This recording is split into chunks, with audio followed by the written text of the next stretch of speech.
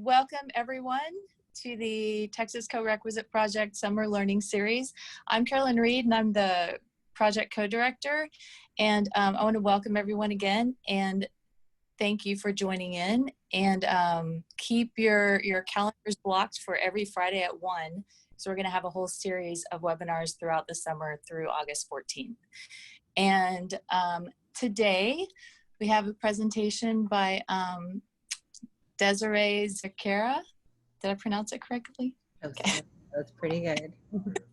PhD, she's an associate professor in the Department of Leadership Studies in the School of Education at the University of San Francisco.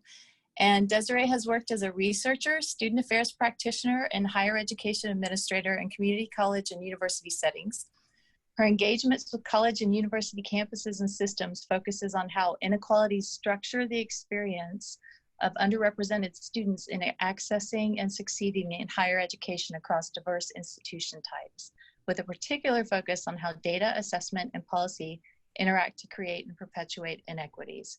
As an engaged scholar, she has collaborated with organizations such as the Lumina Foundation for Education, the Florida Consortium for Metropolitan Research Universities, the Charles A. Dana Center at the University of Texas, Austin, the California State University System, Excellencia in Education, and Achieving the Dreams. We're very excited to have Desiree join us. And we also have Paula Talley facilitating with the Dana Center, and she is the Manager of Professional Learning for Higher Ed. So welcome both. I want to let you go ahead and get started. We're really excited about this topic today, and I will hand it over to you, Desiree. Great. Thank you for the introduction, Carolyn. Nice to be here with you all.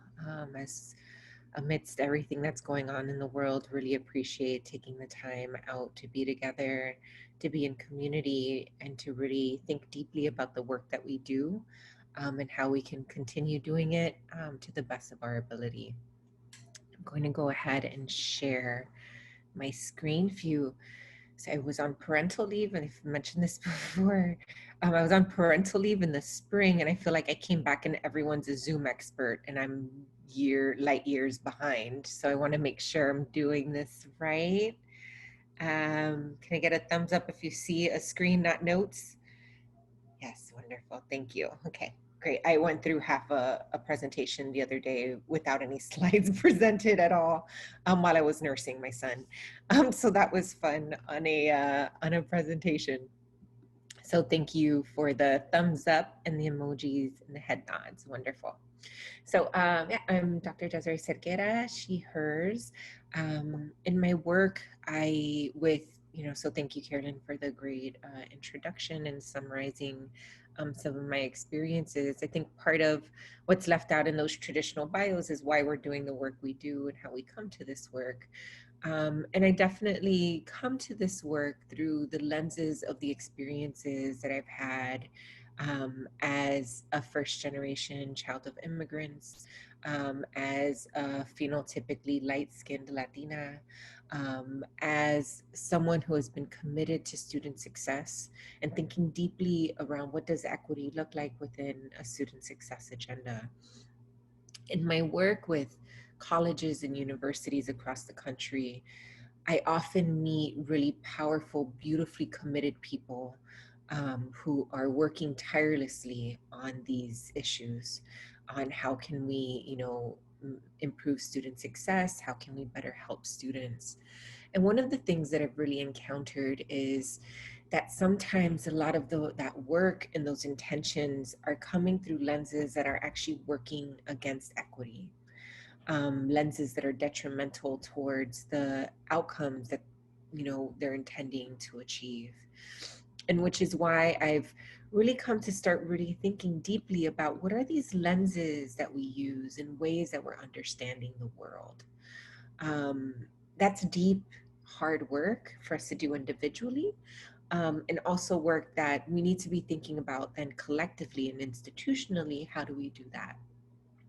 And so when I was approached and asked about, potentially sharing space with you all today, I wanted to talk about this because I feel like often we talk about different practices and programs and things, and don't always get at what are those underlying factors that continue to shape inequity in within our institutions. And I think the lenses that we hold individually, the lenses that we share and create collectively, like the prism and that we embed into our institutions is often a really important place to do hard work to think about. And I think we can't have any conversation about equity without thinking about the current moment we're in the world. You know, we're amidst a pandemic. That's why we're on Zoom and I'm not in person with you in a big convention hall. You know, where there's a global health crisis that has really exacerbated within large, let's say, Latino serving states such as California, Texas, and Florida. You know, it has the efforts to control this pandemic has resulted in economic inequities and exacerbated health disparities, right? Everything related to this pandemic has just exacerbated the inequities that have already existed in terms of health, in terms of the economy, in terms of access to certain resources. At the same time, we have this deep engagement in social activism in this moment against structural racism, where conversations about structural racism are coming to the forefront, largely led by Black youth and supported by allies. What this isn't something that's come out of nowhere, right? This is momentum, things that have been percolating over the past few years in particular, but that builds on the long legacy of fighting for basic civil rights in this country. You know, we're seeing symbolic removal of statues, something that, you know, I think, I mean, I wrote about this in 2014 about what these symbolisms are doing and where they're coming from. You know, there's more reason to pay attention. People are maybe waking up, others are just have been awoken, but not sure where their role is. And it's placing additional burden on, frankly, let's say it, on our Black colleagues, on, you know, our colleagues who have been ringing alarms for years, additional burden of hearing people feel that they're finding this for the first time. But what it also does is it puts a burden on quick fixes, right? Like people want to look right, like, oh, we're doing something about this. And there's danger in that as well. You know, then in amidst all of this, we have disconnected leadership, to say at the least, you know, where you have states and federal government in conflict with one another. You have local government conflicting with state governments. There's a lot of lack of consistent messaging about what we should be doing. You know, and so while our communities are suffering, you know, we don't have a clear path forward in how we're going to get through, right? So these moments of tension, upheaval, of great distress across the country. And so I wanted to start with this to really ground us in the reality of where this conversation is happening, right? It's important we're not thinking about our work being in silo in higher education. The work that we're doing is deeply interconnected into the communities that we're serving. And I like to believe that in higher education, we are directly related to addressing these issues, right? Implications in higher education today, you know, we see these exacerbated inequities. You know, there were already inequities around basic needs, around challenges with student progress, around how our students are making it through the day, right? And we see that just exacerbated now more as students are losing their jobs, as there's uncertainty with our international students, as there's all of these ways that the pandemic is directly impacting, you know, communities that have already been plagued by inequities. There's a lack of clarity about whether we're going to be back in our offices anytime soon, whether we're going to be teaching in person or not, and what that looks like, and how do we continue as a field, how do we continue in the public good mission that we have amidst all of this uncertainty. And it's really calling us to look deeply and inwards, right? The structural racial challenges that we're being called to address, from violence to symbolic representation, don't only exist within society more broadly. We know they exist on our campuses, and it's incumbent on us to be looking inward to see what role is it that we're playing. And it takes courage to say, well, structurally and deeply, how do we engage in the change that's needed? Not just about, symbolic removal of things that remind us of our oppressive history, but what are the deep ways that we need to think about how we're perpetuating and creating oppression today? And so that brings us to today's session, which I see today's session as being part of that deep work, that deep and hard work that we need to be engaged in individually and collectively. What I'm hoping we do today is be part of, the inequity work that we're engaged in collectively by centering on this notion of what deficit is, how we use deficit as a lens and understanding that, and how it poses a barrier to equity in our work. Together, after understanding what deficit looks like and its role in inequity, explore alternatives. What are examples of alternatives to deficit perspectives? And then together imagine what addressing these lenses could look like. So talking with each other, with colleagues across the state, what could be a path to move forward. So there'll be some engagement. Ask for your deep engagement. Ask that you remain, as present as you can. Feel free to turn on your cameras. We'll feel free to, as questions come up for you, to put them in the chat. And I'll pause along the way and Paula will be reading the questions so that we can make some time to address those as they're burning for you. Okay. So I want to start with really centering, like, what do we mean by lenses? And really I'm thinking about the ways that we see the world. Right? We each have lenses that guide our thought patterns, that guide our actions, that shape what we see, shape what we don't see. Right? We use multiple lenses at the same time. And just because you have one way of seeing the world now doesn't mean that that can evolve and change. And I like to use this image, right? So in this image, so use the raise your hand function. How many of you in looking at this image see a young woman? Or not raise your hand, either emoticon.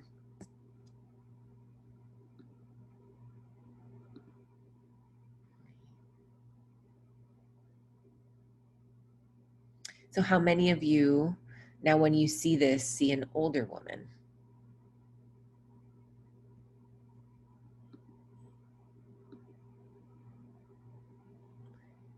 How many of you can see both?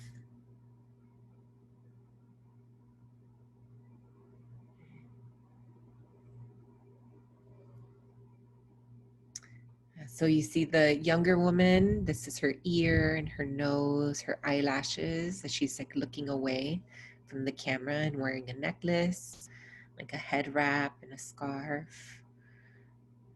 And then the older woman, this is her mouth and her nose and her eyes. Right?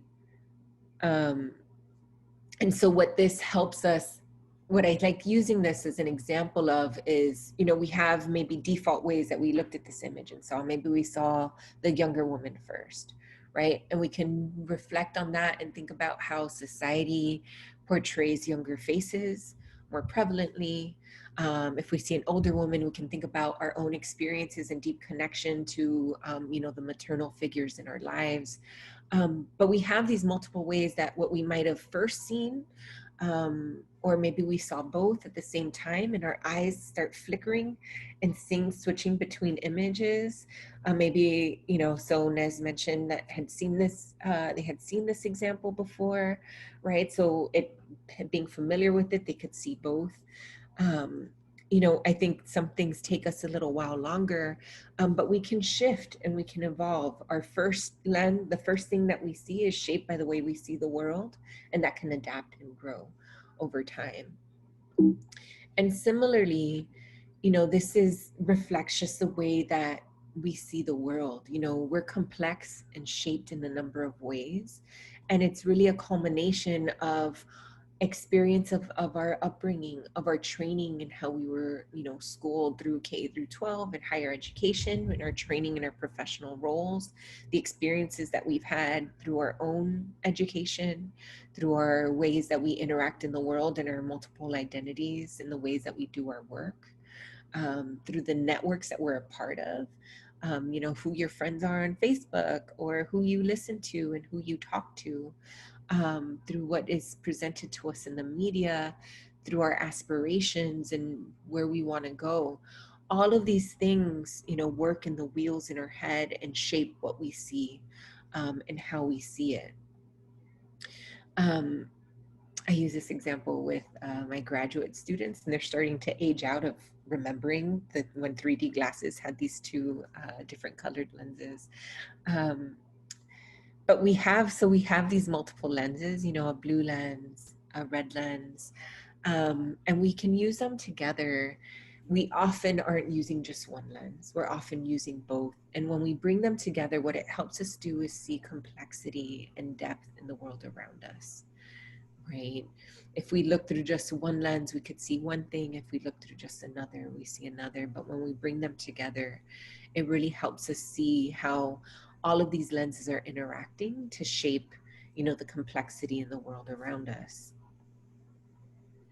And so to name it in, you know, a more direct way, what lenses do is often, you know, I don't know if you all have ever had this experience, but you read something and it's a published article or a book and you're like, oh yeah, I knew that, right? But what that author did was identify, in the same way that comedians do this, actually, comedians are brilliant scholars in this way. They observe what's happening in the world and create categories and names and shapes around what it is that they see, right? So these lenses, being aware of these lenses, what it does is it helps us see the water essentially that we're swimming in. It gives us something that then we can be aware of, that we can name, we can then deeper understand where it's coming from, how it impacts us. And if we realize this is something detrimental, once we can name it and hold it, it becomes tangible, becomes separate from just what's embedded in us, then we can find ways of addressing it and changing it. The lenses that we use are powerful. They shape what we see and what we don't. And we can become deeply entrapped by them, right? But what's important to keep in mind is that we can evolve and grow and deepen in the lenses that we're using. Um, in my work, I really think of social justice, not just equity, but justice, and that being something that we never achieve, but that we're always on a journey to achieve, right? It's an ongoing journey of growth and learning, and how we deepen, how we're committed to this work. In higher education, the lenses that we use are maybe shaped by theories, are shaped by, you know, individuals, by mentors, by students, by colleagues, people we've interacted with, are shaped by experiences that we have, professionally and personally, in who we are. I want to ask you to think about a bit about the lenses that you're using, right? What has influenced the way that you define and think about student success? You know, for myself, critical race theory was transformational in how I see the world, of understanding the way that racism is embedded into our systems, of understanding who is expert in understanding oppression. For me, my experiences working as director of a cultural center at the University of Florida was transformational in thinking about and reflecting on my own educational journey, as well as how do I want to be committed to creating change in what my community experiences and the communities that I'm in solidarity with. And I can name, there's 5 people, 5 mentors and individuals who have been really transformational in defining how I think about success. Starting with my grandmother, who is an immigrant, who was committed to education, who shared with me the National Geographics that she collected, to Dr. Mary Ziskin, who was my supervisor and mentor when I was at Indiana University, There's all these individuals who've been very critical to my current dean, Dr. Shabnam Karala Azad, who has shown like graceful leadership. These are all individuals who have shaped how I see the world. I want you to let's just take 2 minutes and think within each of these categories, what has shaped the way you define student success?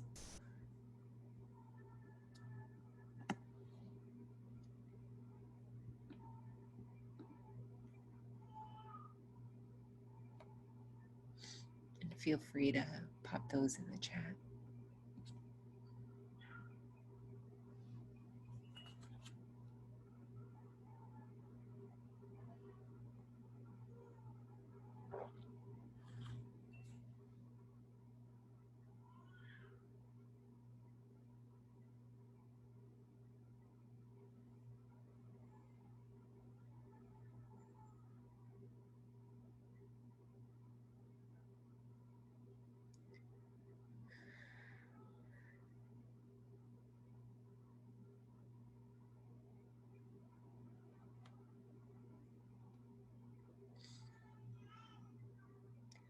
Thank you. Oh, I'm going to look up that anti-racist ecologies.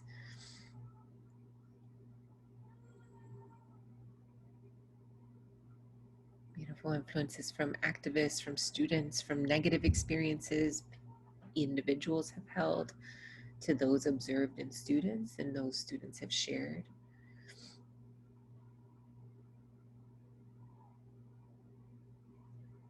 Defaulting to students to see what success looks like for them, different approaches to practice, home, community, own experience in doing the work that you're doing every day. Right? So these things all shape the way that we continue to do our work, the way that we are engaged in policy discussions, the way we design a course we're teaching, right? We bring all of this to making those decisions. It also shapes whether we believe a student when they share something they're going through. It shapes how we think about what solutions look like. In higher education, deficit is something that's pervasive and I venture to say even paradigmatic in how we understand student success, even within equity work. Starting with a dictionary definition, right? Deficit is an amount that's less than, an amount by which a person or a team is behind in a game or a contest, or it's a problem that causes a decrease in some ability. Building on this, Webster definition, as this paradigmatic lens that is pervasive in higher education, we see deficit thinking as a lens in education, in higher education in many ways. Deficit thinking holds students from marginalized backgrounds responsible for the challenges they face and inequities that result. Our deficit thinking has an assumption that students of color and low-income students underperform and fail to succeed because of cultural deprivation within their individual characteristics and traits, within their communities, within the deeply embedded within their culture, right? It's assumption of being behind in the game or contest because of what they lack. And what it does, this type of thinking perpetuates this idea that we need to fix students and we need to fix communities, right? And it's easy to read, these notes, and these are driven from, scholars who study deficit and what it looks like in classroom settings and practice and programs and policy. It's easy to see this and villainize deficit thinking, which is what I hope the reaction is, right? Like, oh, we shouldn't be assuming, that students fail because their cultures are deprived. We should be thinking about this. We should be seeing that this is a problem. But I'm hoping what we're doing is thinking about it as a problem in a reflective way. I think about how are we as individuals, we as collectives, we as institutions, using deficit. because it's a problem in that it blinds us. It becomes a dominant lens that blinds us to looking at what is our own role and responsibility for students' successes and struggles, right? How are we thinking about students' successes and whether they fail or not?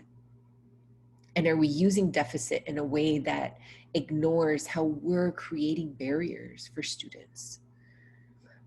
What it can often do in this way, these symbolic gestures to look right and look busy, is it results in equity efforts being additive, right? Being something that we're doing on top of, like a mentoring program or a tutoring program or a bridge program. These things become what we're adding to our work versus looking at what we're already doing and looking structurally at how is what we're already doing perpetuating inequity. If the problem is in them and we're just trying to fix them, then we don't have to look at ourselves. And it infiltrates the work that we do. It infiltrates our interactions between individuals, right? And it becomes internalized at the grander level. We become exclusive of who's thought of as a successful student or not, and this shapes our admission policies. It shapes who we pay attention to in the classroom. It can shape interactions to be pejorative, even when they're well-intentioned. Um, and then it can become internalized by people from communities that are historically and continue to be marginalized by these ideas in our institutions. But in essence, what it's doing is shifting that blame, right? Deficit puts the onus and blame on students who continue to be marginalized. So I'm going to spend a bit more time talking about this, but I wanted to pause to see if there were any questions that had come up in the chat so far. Just a lot of comments. I don't see a lot of questions. Great, that means people are thinking and ruminating, and hopefully this seems to make sense.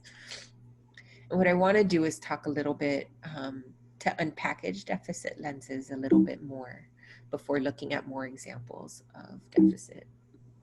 Oops.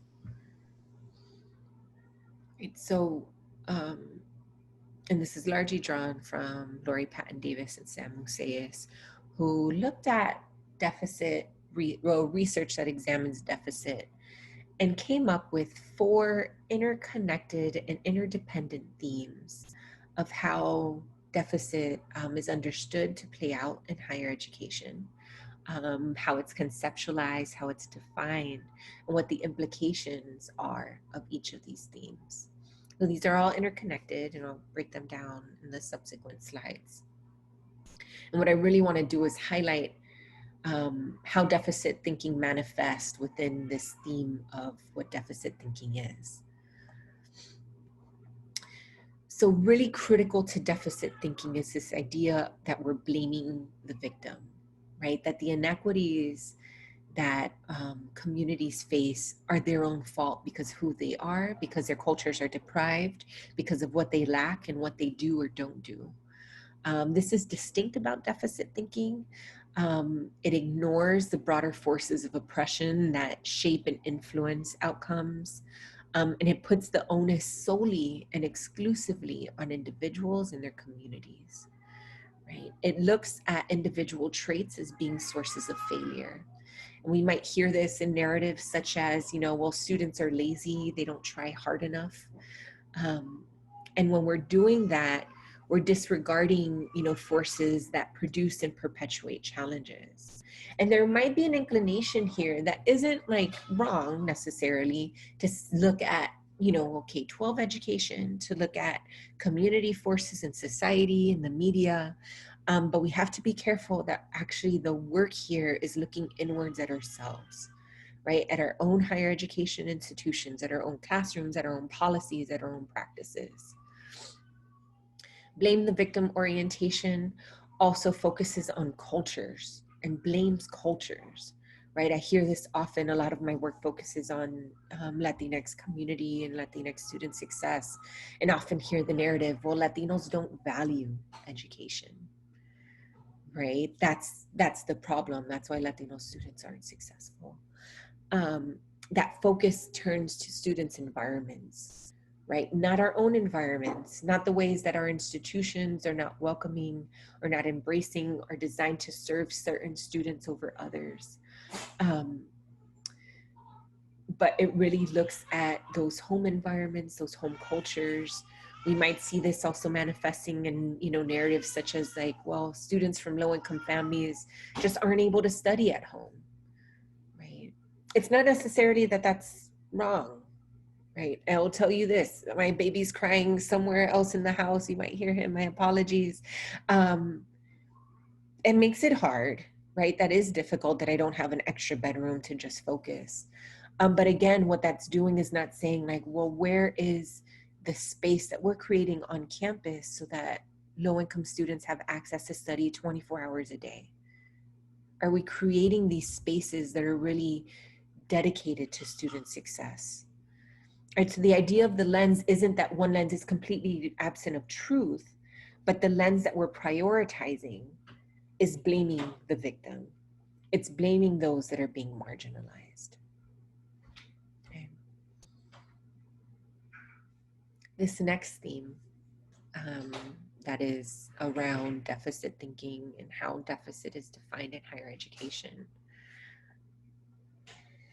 really captures that deficit thinking. It does not exist on its own. It comes from this, broader negative belief that we have within society, within other educational systems, about the ability and aspirations and work ethic of marginalized communities. These lenses are built and a result of broader ideologies that work against marginalized people. And we see that, with racism, on the basis of race, on classism, on how we have gendered notions of who education is for. There's all these isms within society that are deeply connected and undergird deficit. So even if we ourselves do a lot of anti-racist work, we might still have deficit notions, right? That are the remnants of those ideologies and how they manifest and shaping how we see the world. There's also ideologies that we know work against people of color and other systematically marginalized people.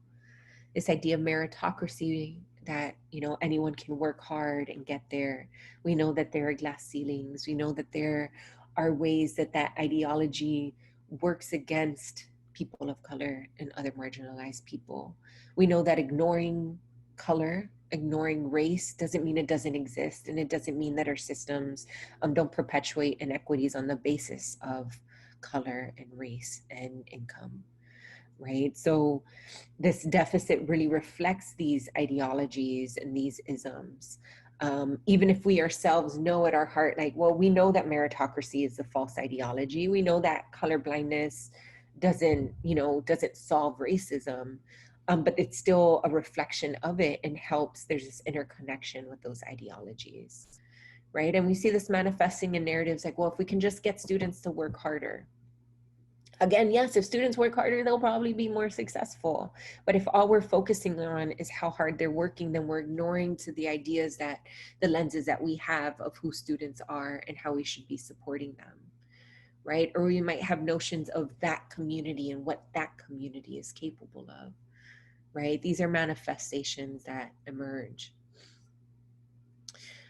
Deficit lenses are pervasive and implicit. They are everywhere. They are deeply embedded and taken for granted aspects of our day-to-day work and the broader work that we do as a community. We see it at the structural level, in the policies and practices that shape education. We see it at the cultural level in the language that we use to talk about students and the values that we hold about who students are and what they're capable of. And we see it in the individual level within ourselves, in our own individual worldviews and the ways we understand things, right? And there are examples of this. High stakes testing is an example of deficit thinking and what people are capable of and what they should or shouldn't be capable of. When we label students at risk, when we focus on students' grit and how hard they should be working instead of how hard we should be working, and how are our institutions at risk of failing students versus how are students at risk, right? What's important about this and the pervasiveness and how implicit it is that it can undermine the best intended efforts, right? And this is hard because it takes us sitting back and thinking about what are things that I've tried to do that I know I'm trying to do good in the world. I am doing the work, right? But if we're coming from a deficit orientation, it's still inhibiting our ability to achieve equity. And this last theme related to deficit is this interconnectedness with and support for forces of inequity. You know, there are broader negative consequences here with deficit. We're part of broader inequities when we perpetuate at deficit notions. It can make us not see the deeper and more complex challenges that are involved if we're just addressing, superficial efforts. We need to recognize that, when we engage in deficit lenses, we might expect less of students of color, for example. Those less expectations can lead to disengagement, right? It's this interconnection there in how inequities are manifesting. And without recognizing the complexity of deficit and what it's connected to, what we can do then is push for quick fixes, like thinking that bringing down, a symbol of oppression is going to address deeper structural issues of oppression as they still manifest today, right? It results in us thinking that additive programs are the solution in our equity agenda versus what is that structural change that we need to do to what we're already doing. So in some, deficit lenses are everywhere. They're deep. They have serious implications on our equity work. It shapes the way that we see and do things.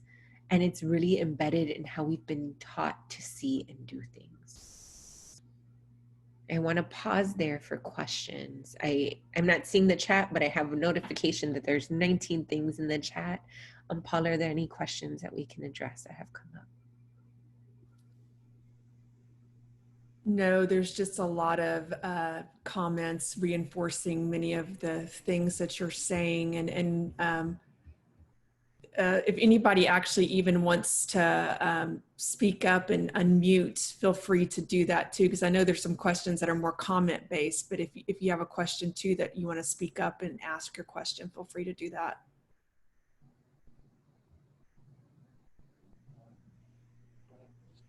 We'll have discussion time too, so sometimes questions turn into discussion. We'll have discussion time towards the end. So now just want to ask with clarifying questions or any thoughts that folks, something burning.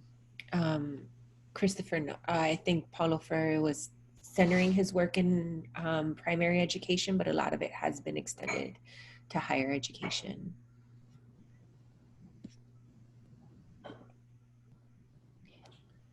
So what I want us to do then is to take a few minutes to reflect on where we've seen deficit and manifesting on our own campus.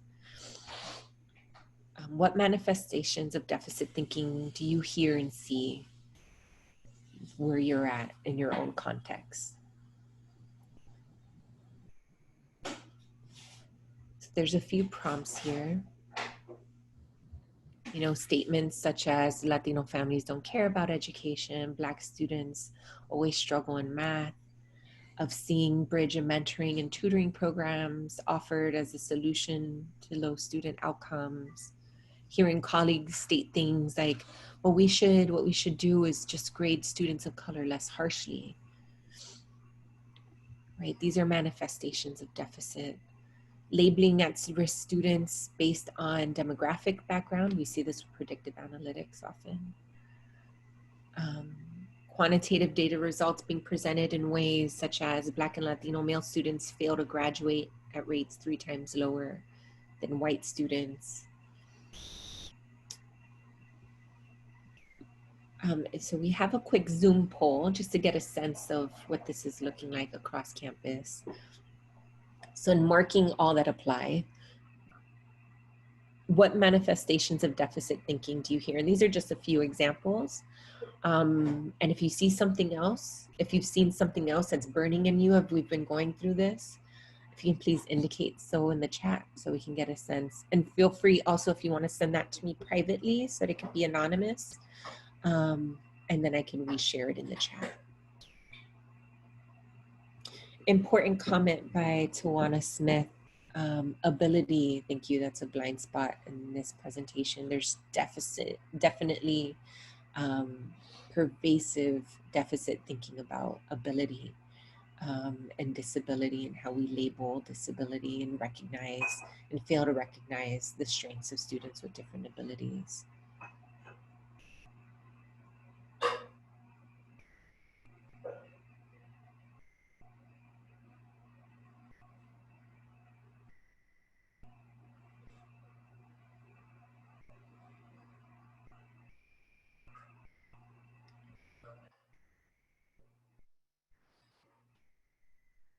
None of these statements are examples at your department or university. Beautiful, Elva. I'm so happy to hear that. How we talk about student motivation. Yes, definitely. If students are motivated or not, without recognizing the deeper connection. Thank you, Elizabeth. To our structural ways of fostering motivation or engaging students.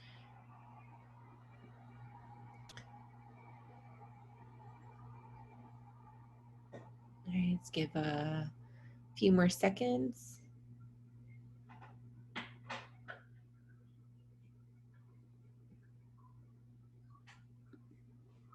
right.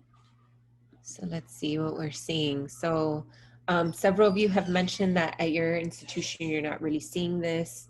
That's wonderful. And what I ask is that you continue this deeper lens of trying to recognize where deficit is popping up. We'll go through some examples now that maybe will help because it is pervasive and implicit. And if there's these, I'm starting with some lower hanging fruit, but there's deeper ways of recognizing where this is. And I ask for you to continue reflecting on that.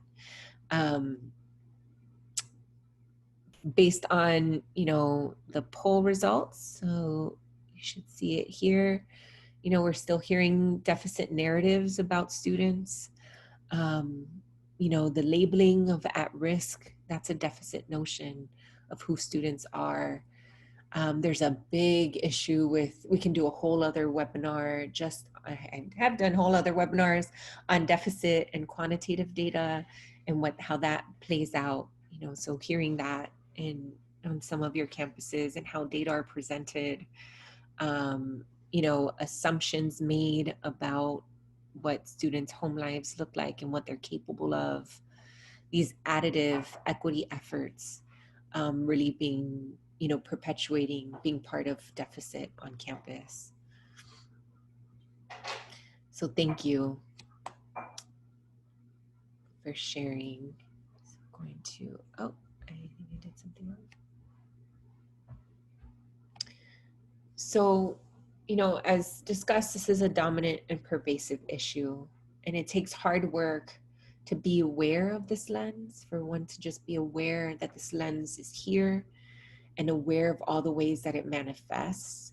And that might take deeper reflection and sitting. It might be, going from this and being in your next department meeting with a deficit lens awareness hat. It might be trying to think about, labels like, how does the label first generation impact how students are thinking about themselves or how we're seeing students? Thank you to those who are sharing resources in the chat. I'm going to turn off the chat because then it starts distracting me while I'm talking, and I'll revisit it at the next pause.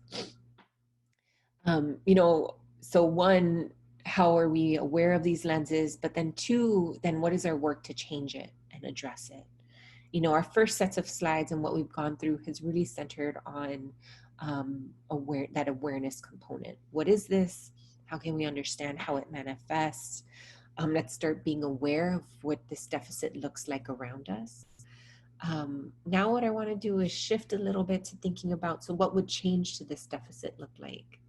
And before we engage in discussion and some guidelines around that, I wanted to share some examples that both highlight and bring awareness to what deficit looks like, and then present some alternatives to those approaches.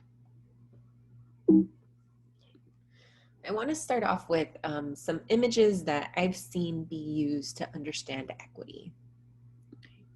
I think metaphor is such an important way of understanding concepts that are deep and complex. And I appreciate the efforts to do that. And there's, oh, there it goes. There's images that I've seen, these images, and maybe many of you have seen this, that really try to get us to think about equity, right? The image on the left is often presented as, here's equality. You know, people with different abilities are trying to see, you know, a football game, and we give them all the same amount of resources that they can see, right? And what this is supposed to highlight is, well, engaging in equality doesn't address the issue, right? So instead, if we give people the resources that they need, right? Different resources, so that they can all see the soccer game, right? So the shorter person should get more resources, more boxes, so they can see over the fence. The person in the middle doesn't need as many, and the person on the left doesn't need anything, right? They can participate. And this is thought of as, you know, equality versus equity. I actually like to think of equity as being a little bit beyond this, right? Because this actually reflects deficit thinking. This reflects blaming the victim. That short person doesn't have what it takes to see the soccer game. So let's just give them more, right? Let's give them more boxes so that they can see, so that they can be a part of the game. This is an additive response. This is blaming the victim in this work, where instead, what this visualizes is, well, instead of seeing the fault in the participants, in the audience members, let's see structurally, what are the barriers that we're imposing that keeps them from being able to see the game? Instead of doing additive efforts to fix this situation that looks at the deficit of the audience members, let's look at, well, what is it that we're doing or not doing or could be doing differently? This is a metaphor for the work that we're doing in higher education, right? And it's critical to our work towards equity that we're recognizing that we're not trying to just do additive approaches to make equity happen, but deeply interrogating how we're perpetuating inequity. The presence of those solid fences themselves creates barriers to being able to participate in the game. How do we sit and think about the fences that we're imposing, where those structural barriers exist in how we're doing things?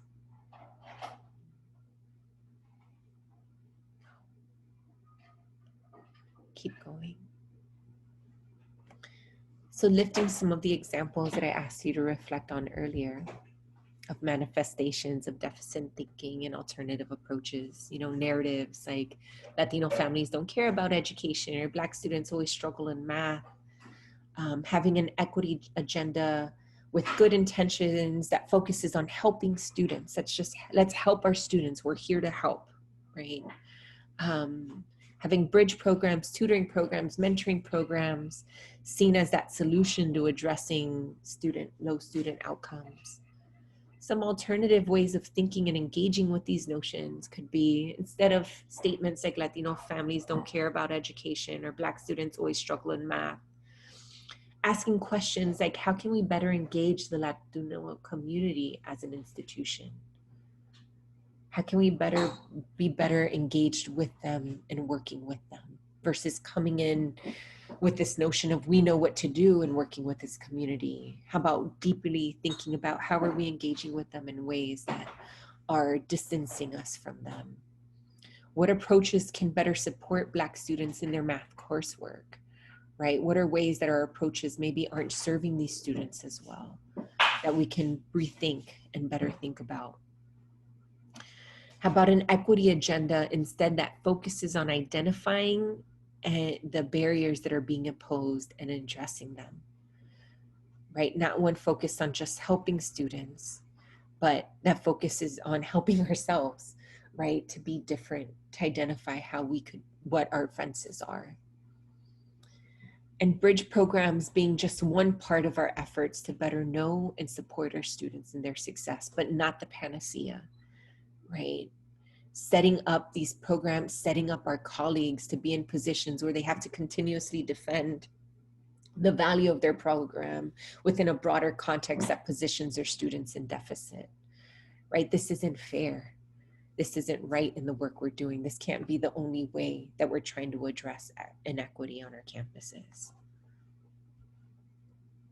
As I mentioned, quantitative data, again, whole other series of conversations, but there's some examples here to help highlight the way that deficit is pervasive in quantitative data.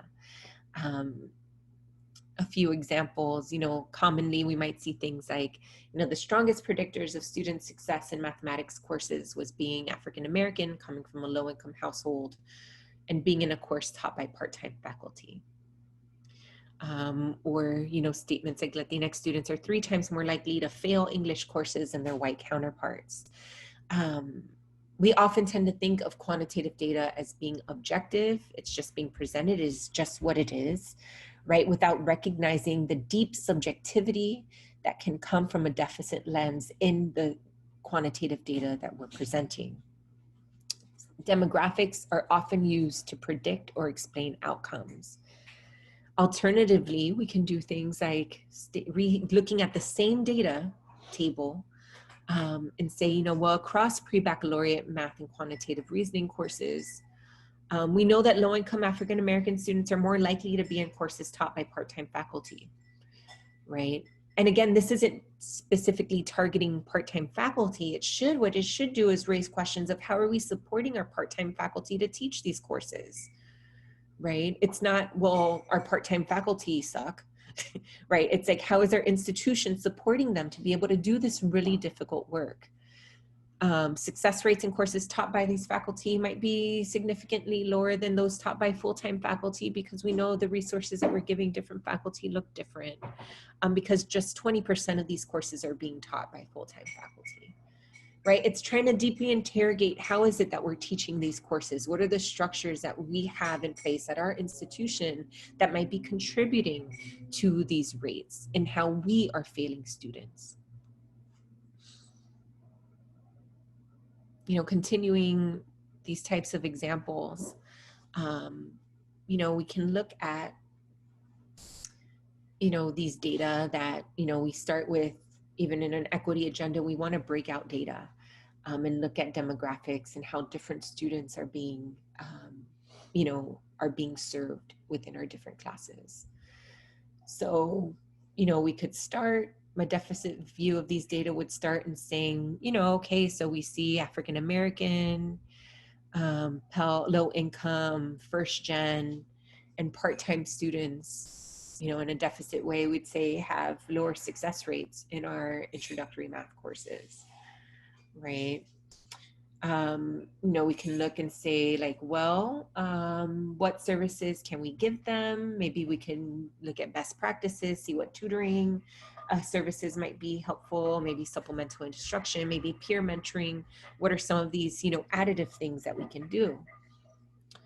And that would be where that conversation jumps to, right? An anti-deficit and equity-centered view of these data would say, okay, this is a starting point.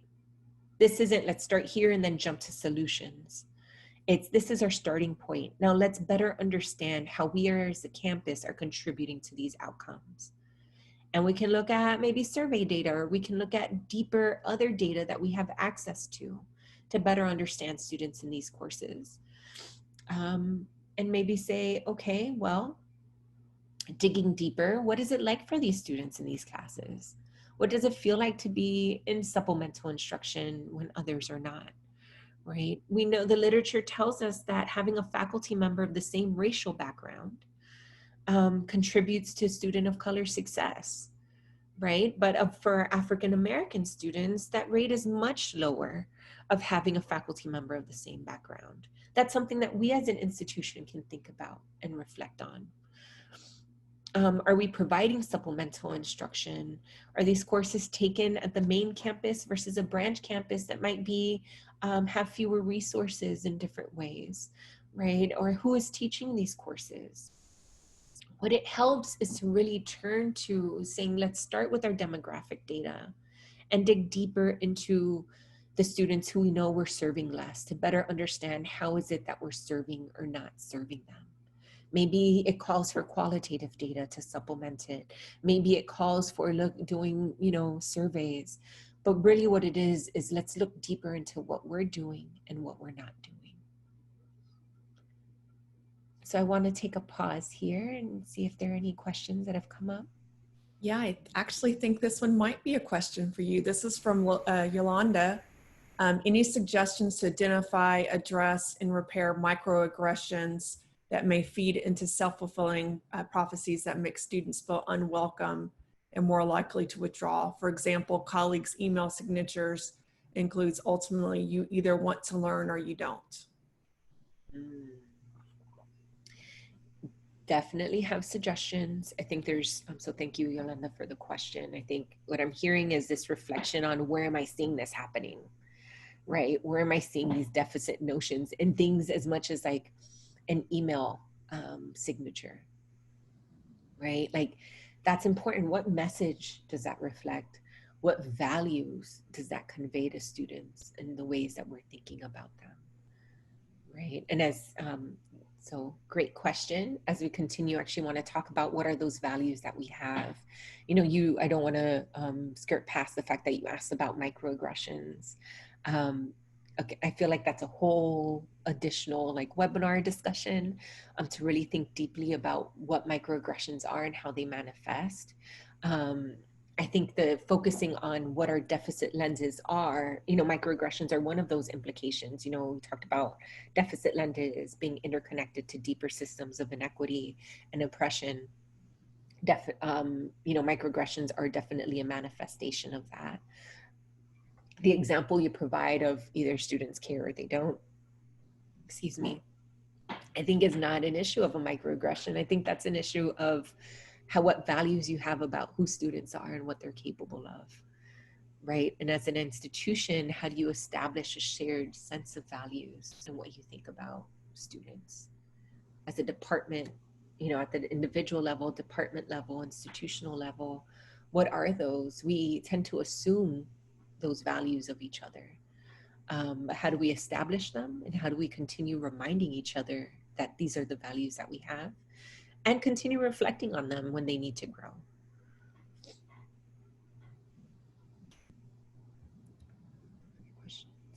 And it looks like there's a question from Christopher. Can we get this same chart broken down into more than a 0-1 B-W rubric?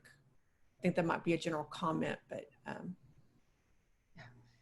absolutely, Christopher. I think absolutely. So not saying yes, absolutely, I can provide that, but echoing that. I think deeper and more complex ways of understanding data and understanding outcomes, how they're being, how they're being disaggregated. There's a lot of things that our IR offices can do if we just ask them to.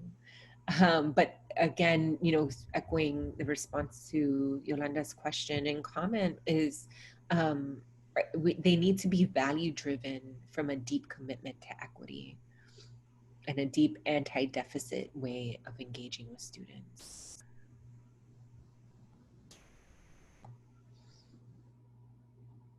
And so the alternatives, help and demonstrate that there are alternatives to the way that we're doing things. We don't just need to copy and paste programs and solutions and best practices. We need to deeply evolve and grow and do that deep work of how are we thinking about who students are and what they're capable of, and the communities that they come from, and how do we evolve past these deficit ways of seeing and understanding. And what I'll say, that's ongoing work. That's not something an hour and a half webinar can help address, but something that takes an institutional commitment to doing. We're not fixed in these lenses that we have and how we see things. And we need to start with ourselves. We start at home.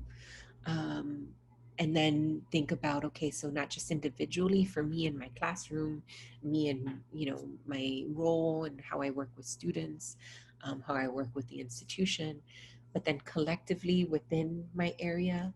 And then how do we embed that evolution into the institution that we're in and how we serve students. And so to evolve our lenses, we need new lenses that are not, we need to reject our deficit lenses, and have new ones that are equity centered, anti-deficit, and asset based, right? That put equity not in the additive boxes way, but in the structural change commitment to equity, right? Of centering our own ways that we need to fix ourselves in our institution, and committing to being anti-deficit in how we're seeing and how we're engaging with students and communities. And at the same time, how are we looking at assets, the assets that communities bring, recognizing the strengths that all have and that we all need to learn from one another. And bringing, I'm proposing these three lenses to come to replace our deficit ones. And think about how these values, if centering these values in our lenses, can be applied across these different contexts and processes. Within our classrooms, think about that as it manifests across the curriculum as we're designing an entire curriculum sequence for students. How we think about what students are doing co-curricularly, the opportunities we have for students that we present, the environments that we create in the co-curriculum, within the ways that we're supporting students through support services, through advising, through tutoring, through financial aid, through all of these efforts to support students. And then what that looks like embedded in our institutional policies that create structures for all of this, right? And as we're doing so, as we're engaging and evolving these lenses, it's important that we're remembering that these efforts have to be integrated into what we're doing and not added on top. We're not just taking what's there and adding, a diversity statement. We're thinking deeply about what is the mission guiding this institution, and is it committed? Does it center equity? Is it anti-deficit and based in assets, right? Are we thinking about how this is applied within all of these areas and functions of the institution? And being focused on that deep structural change that this requires. And I want to propose a few starting points for how to make this possible. So as a starting point is starting with the values and assumptions that we have going into the work, right? So across an institution, you might have different opinions and perspectives. That's important. That is healthy. Deep discussion is important. But really, to truly challenge deficit, there needs to be established a shared set of values and name the assumptions that we're going into with our work, right? Different opinions are embraced, but values that emerge from and perpetuate deficit orientation are not okay. We might have different opinions of how to engage anti-deficit and equity-centered efforts, but we need shared values that embrace equity, anti-deficit, and asset. And I want to propose a start of a few values and assumptions for you to consider. And, for some relevant resources, you might want to think about Equity Mindedness by Estela Ben-Simon and the Anti-Deficit Achievement Framework that Sean Harper proposes.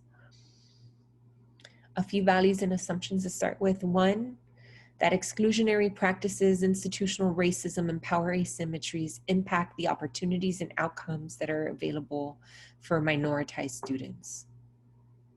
Say it again. Are practices that are exclusionary, that serve some students and disserve others, that our institutions have racism embedded, and that the differences in power across an institution of whose voices are heard and whose aren't impact what opportunities are present for students and the outcomes that we see in our students. These unequal outcomes that result come from dysfunctions in our institution and not from characteristics of students, right? Should be a shared assumption and value that we have, that we're starting from this place of recognizing the dysfunctions that we have as an institution. Because in the end, we're responsible for student success, not whether students care or not, or try or not, or whatever the signature was that Yolanda raised. And we should start from a point of assuming that all students are strong and capable and smart and can contribute to the learning environment, right? They're all here to, and able to contribute. And that is a value that we're holding strongly. And to better understand our own shortcomings, marginalized students' experiences through our institution provide valuable insight. And what I'll add an asterisk here is that we need to recognize when students give us that feedback. Compensate them, reward them, structurally recognize that their negative experiences through our institution give us insight into how we can change. So I propose that this is a start for a conversation within your department, within your area, of what are our shared values? What are the assumptions if we're going to really commit to rejecting our deficit lenses? Where can we start? And this is a start, right? To start in building that conversation. As those values continue and you think about processes at all levels, at the curriculum, at the policy, in the classroom, I recommend that you start with established guidelines for decision making, right?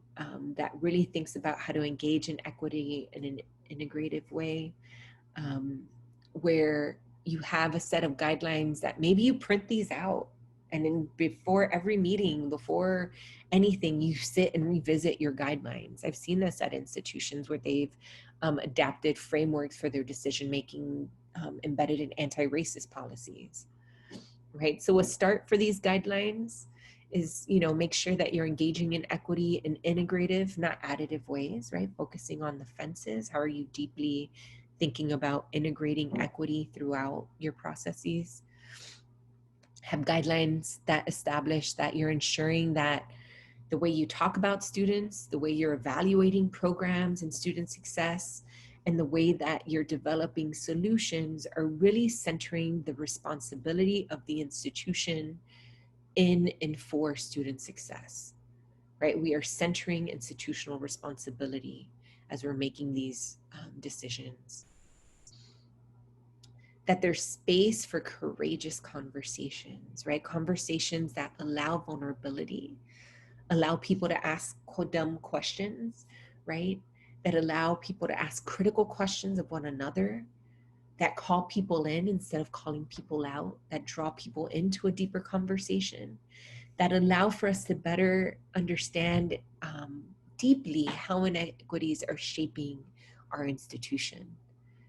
This necessitates collegiality that's courageous, that's not just, polite, right? We're not being polite, we're being brave. We're being supportive. We're holding each other accountable with love and with courage. And we're being open that this is hard and we need to engage in this with the respect that it involves. And in making these decisions, we should be committed to involving communities that are typically disserved. Have we prioritized them in our data collection? Are we bringing folks to the table? Are we vetting potential programs and solutions with community stakeholders, right? that's a start for thinking about how do we ensure that we're equity centered and value based, that we're allowing exchange of knowledge and openness to learn from each other.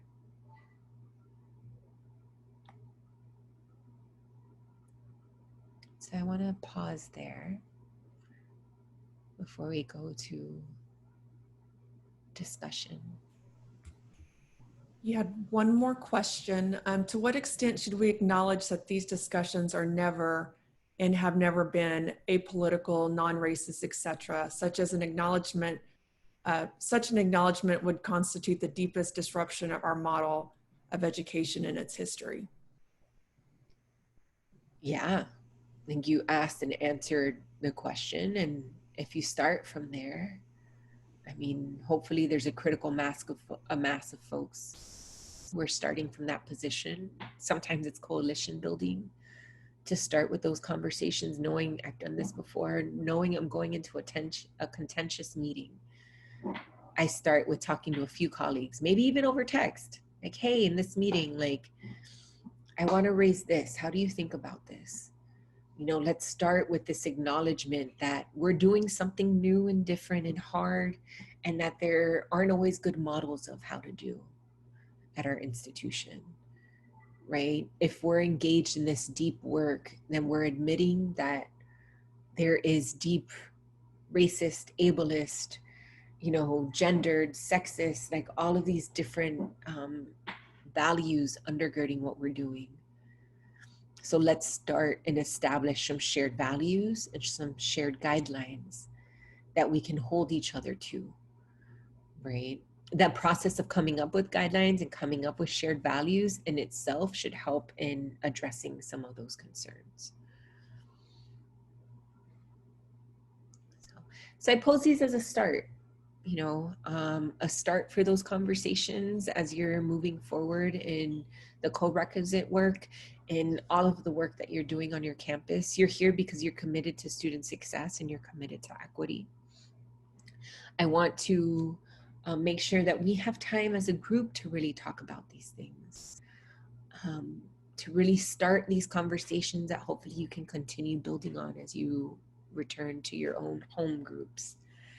We've created some breakout groups. What we want to do is spend 15 minutes in these discussions around two questions. Right? So the first, where and how do deficit lenses pose challenges to fulfilling your efforts towards equity on your campus? You started reflecting on these earlier. You've brought them up in the chat. Now in a more open way, discuss with each other that not just how you see them, but how are they posing challenges towards really embracing equity?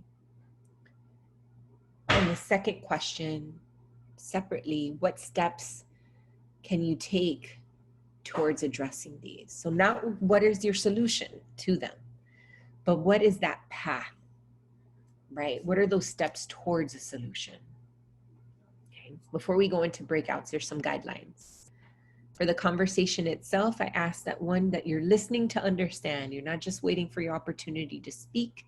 You are listening to understand where someone is coming from, to really hear them and see the struggles and what they're working through. Engage respectfully.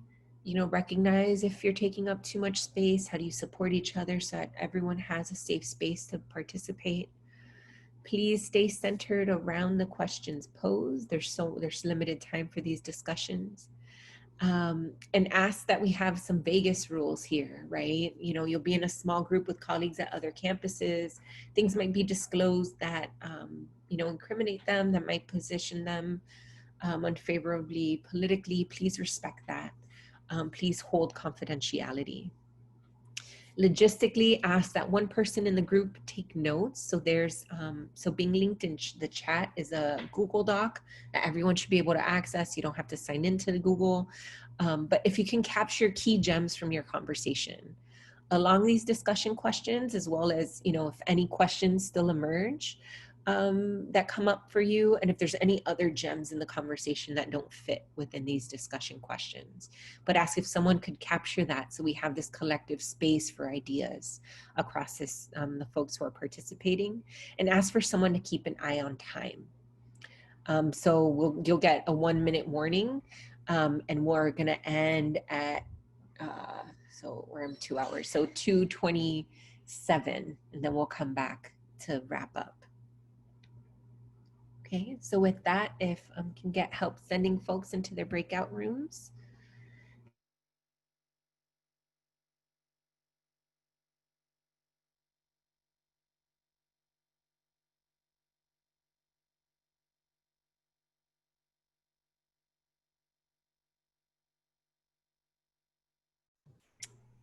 Oh, that's fun to see everyone pop back in.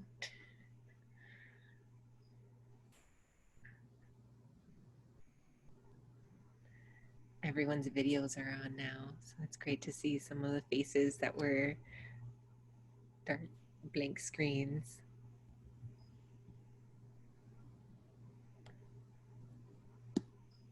Well, we tried.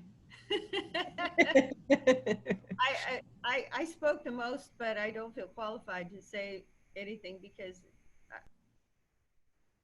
I think we're kind of grasping at what the deficit lens might be. I was talking about something that I wanted to do and how the deficit might affect my perception of how that assignment might be received,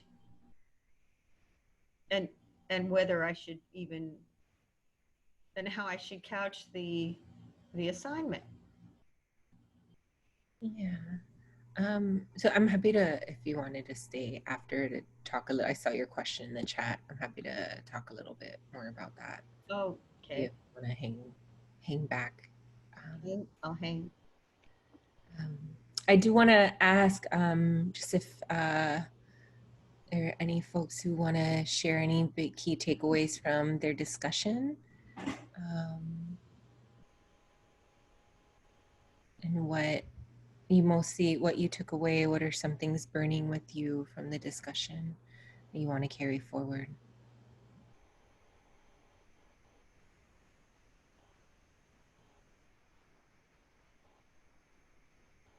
I got some good insight. Great, thank you. I can share for a second. Can you guys hear me? Hey, Keelan. You know, one of the things we talked about was the importance of understanding that students have different experiences, and that sometimes we walk into situations and we don't believe their experience. And so I think that's critical. I know, as I worked in math for years and still do, as an African-American woman, I've seen a lot of people who have not really believed the experience of someone who's struggling. So we talked about that, and how that could play out is that one of my colleagues said that a student could come in and had a baby, and because you've had a baby in college, you think, well, they can do it, I did it. When in actuality, that student may not have the same type of resources that you have. And then on the flip side of that, how can we challenge ourselves to be more flexible, be more understanding, give more resources? And then how can we make sure that when we look at that particular student, we see them as being resilient? Because many of them have so many challenges, just the fact that they're showing up consistently and they are really engaged is strength. It's strength. And it means that if we just believed their experience and we mentored them, that they would definitely be successful. And then my last point I would make is we talked about the importance of making sure that we give students what they ask for and not what we think they need. In many cases, they come to us and they need to get right into the workforce. They don't need a 4-year degree. And how can we make sure that we are actually giving them what they need versus what we want to give them based off of our own beliefs, our values, and how we've had lived experiences. Good point. Good point. Thank you so much, Tina. Kaylin, did you want to share also?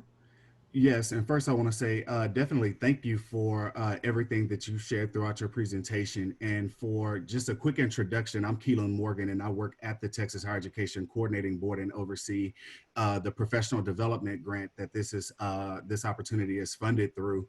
And in our breakout, it was practitioners sharing the struggle in some cases of being the only African American in their academic unit, and trying to have their colleagues really understand, like Dr. Jackson said, the experiences of students are real and they can't be invalidated because you don't possess them, so to speak. And that also we have to figure out a way to address that deficit lens within the students themselves. And that comes as the atmosphere that's set in the classroom on day one. So if you're teaching in a co-requisite model, are you inherently singling out those students, if you're using a mainstreaming model, that are in the co-requisite course juxtaposed of those that are already college ready? So what messages are we sending to students? How are we intentionally constructing that message about student achievement, how we value them, their experiences, and then providing those intentional resources in an effort to help them be successful? So definitely thank you to all on the call for definitely taking time out for some professional development on today for this very critical topic and important task. That was good. Yep. Thank you. I echo those thanks for everyone for being here. I want to be cognizant of time and next meetings. And so just to wrap us up a little bit, I do want to echo that the worst motivational speeches I've heard is that I've done it and you can do it too, which is so absent of just being completely cognizant of distinct experiences and the way that oppression shapes our experiences differently. So thank you for highlighting that, and how do we really center in students' voices and their experience and listen and truly listen, and being open to what they have to offer and their knowledge that they're bringing to our own work of how to be stronger and better. So I want to thank you everyone for participating and engaging. We'll share these the slides out with all the participants. You also have access to the Google Doc, and the idea with the Google Doc was that it could be a collective document for sharing ideas and resources. Really appreciate you all for taking notes. I'm seeing a bunch of notes, and as other things emerge, feel free to add them. You have access to this. And the idea was that it's intentionally anonymous, so that you can share with others who didn't register as well, and it can keep everyone's comments confidential, unless you didn't want them to be. It's like, no, that's my idea, here's my name. So feel free to do that if you'd like to as well, if you have resources you want to share. There was a question about asking for some resources, and I shared in the chat an example from Portland Community College, who has established some decision-making guidelines around equity inclusion, and they use critical race theory as a framework to inform, their guidelines for decision-making. I think it's a really interesting example from an institution of saying, well, we're going to check ourselves every time we're making important decisions and make sure we're grounded in equity. And so I included a link in the chat there in response to one of the questions. So with that, thank you all so much for participating, for all the work that you do in supporting students, for advancing student success, for taking your role and responsibility in student success to heart, and being invested in how to continue growing in that work. I appreciate the opportunity to be with you today, and thank you, Paula, Christy, and everyone who made this possible. And Keelan also, who's supporting it. Thank you. Thank you, Dr. Zaketa. And we will have, we'll post the slides and the recording of this webinar on the Texas Co-Requisite Project webpage as well. And then we can also share the document too. So Thank you, Carolyn. Thank you so much. This was amazing.